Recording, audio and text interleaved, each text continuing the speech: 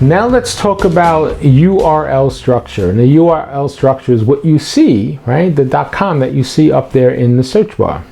It really has to be tied into what that page is all about. That's really vital, really important. I should be able to know what that page is about just by putting in the title of the URL. This way I understand it as a consumer before I even go further. So in my case, for my website, this is about who I am, right? So it's professorken.us/about Professor Ken. Pretty simple. You know, this page is going to tell you what I'm all about. That's easy. That's memorable. I can see that. That's what we want. So I can get there directly. If I punch in about Professor Ken or, you know, Professor Ken's bio or something like that, this page most likely will come up because I'm keywording it that way.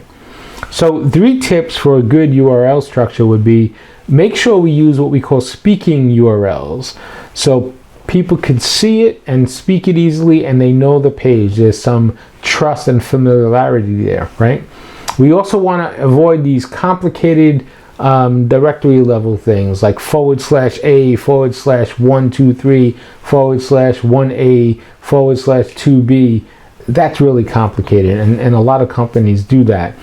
We want to simplify it as much as possible so that we could give that out. In fact, there's a software that you can get that's for free. What they do is they shorten the URL, because sometimes we have these long URLs and it's just too long. So there's a system now, and I think it's called Bitly or something of that nature, and you just plug in your long URL and they make it a short URL, which is great because that's what you want. You want a short URL so people could get there easily. That's important. You also should avoid all these special characters in the URL. Just be straight and to the point. Use common language. In most cases, you want to be in English, unless you have a completely international site that you have an international language on. Then maybe there's a conversion there. In fact, I know some companies that do different language URLs, so it populates differently. So URL is important because it's going to tell you, it's the street address of that web page. And if we make it memorable, we make it simple, then I know how I can get there all the time.